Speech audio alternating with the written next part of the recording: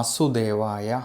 Pranavam astro ചാനലിലേക്ക് എല്ലാവർക്കും സ്വാഗതം. ആദ്യമായിട്ടാണ് നമ്മുടെ വീഡിയോ കാണുന്നതെങ്കിൽ സബ്സ്ക്രൈബ് ചെയ്യുവാനും ഷെയർ ചെയ്യുവാനും മറക്കരുത്. കൂടാതെ നക്ഷത്ര സംബന്ധമായിട്ടോ ജാതക സംബന്ധമായിട്ടോ എന്തെങ്കിലും സംശയമുണ്ടെങ്കിൽ എൻ്റെ ഈ വാട്സപ്പ് നമ്പറിൽ എന്നെ വിളിച്ചോളൂ. ഞാനിവിടെ പറയുന്നത് അശ്വതി നക്ഷത്രത്തിൽ ജനിച്ചവരുടെ ഫെബ്രുവരി മാസത്തെ ഗുണദോഷ ഫലങ്ങളെക്കുറിച്ചാണ്.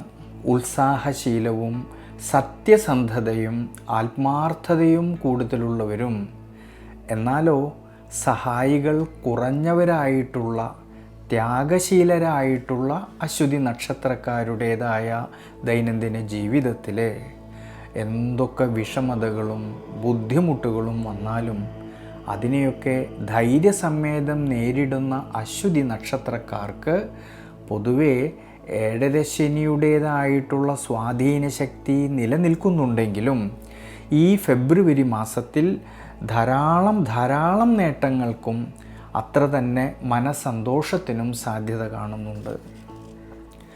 ജന്മരാശ്യാധിപനായിരിക്കുന്ന ചൊവ്വയാണെങ്കിൽ ഫെബ്രുവരി മാസം 23-ാം തീയതി വരെ രുചകയോഗപ്രദനായിക്കൊണ്ട് കർമ്മസ്ഥാനത്ത് ഉച്ചബലത്തോടു കൂടിയിട്ട് സഞ്ചരിക്കുന്നതും ഈ സമയത്ത് സൂര്യൻ്റെയും ബുധൻ്റെയും ശുക്രൻ്റെയും എല്ലാം അനുകൂല സ്ഥിതി മൂലം ആരോഗ്യപരമായിട്ടും ദൈനംദിന ജീവിതത്തിലുമെല്ലാം അഭിവൃദ്ധിയും ഉയർച്ചയും കാണുന്നുണ്ട്.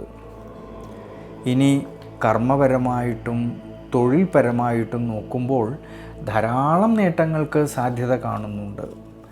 കർമ്മസ്ഥാനത്തും ലാഭസ്ഥാനത്തും ജന്മരാശ്യാധിപനായിരിക്കുന്ന ചൊവ്വ സഞ്ചരിക്കുന്നതും നിവർത്തിനാഥനായിരിക്കുന്ന ശുക്രൻ്റെ അനുകൂല സ്ഥിതിയും മൂലം സ്വയം തൊഴിൽ ചെയ്യുന്നവരിലും ഔദ്യോഗിക മേഖലകളിൽ പ്രവർത്തിക്കുന്നവരിലും അവർ അധ്വാനിച്ചതിൻ്റേതായ നേട്ടങ്ങൾ കിട്ടുകയും ഗുണാനുഭവങ്ങൾക്കും മനസ്സന്തോഷത്തിനും സാധ്യത കാണുന്നുണ്ട്.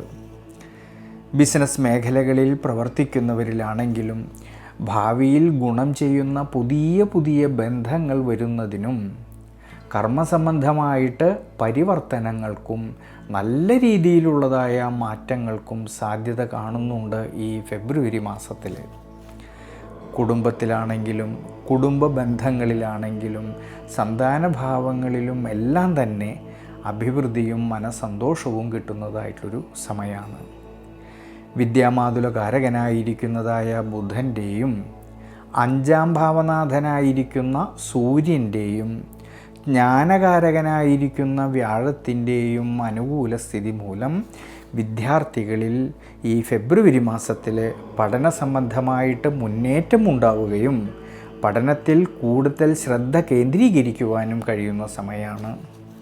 കൂടാതെ ധനപരമായിട്ട് ചിന്തിക്കുമ്പോഴാണെങ്കിൽ ധനസന്താനകാരകനായിരിക്കുന്ന വ്യാഴത്തിൻ്റെയും ലാഭസ്ഥാനത്ത് നിൽക്കുന്ന രാഹുവിൻ്റെയും സ്വാധീന ശക്തി കൊണ്ട് ധനസംബന്ധമായിട്ട് സാമ്പത്തികപരമായിട്ട് ധാരാളം നേട്ടങ്ങൾക്കും അഭിവൃദ്ധിക്കുമെല്ലാം സാധ്യത കാണുന്നുണ്ട്.